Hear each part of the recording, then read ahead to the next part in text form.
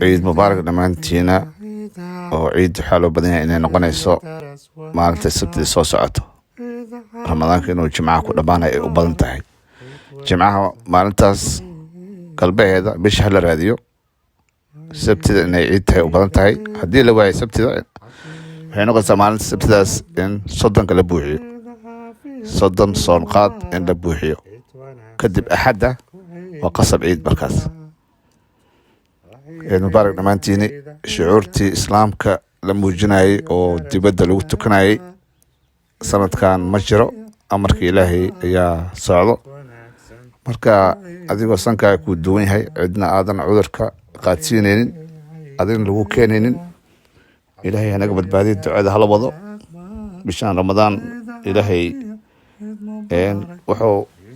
waxaa dhacday in coronaviruska markuu yimaado isla markiina ramadaankii bishaasi noo maartay la gaaro, si ilaahay subxaana watacaala raxmadiisa u furan ilaahay la baryo, dambi dhaaf la weydiisto, wadankeeni burburka ilaahay ka saaro, barwaaqo amni ilaahay na siiyo. taasi waa ilaahay raxmadiisa.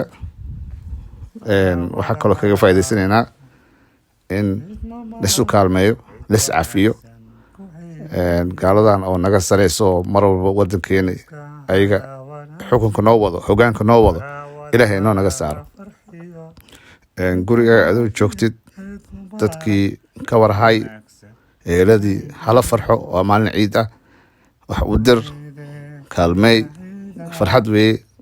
hadii afar xaasdo ilaahay ku siiyana xaasaskaaga haddaa guriga kula ciidaysana waa kaas.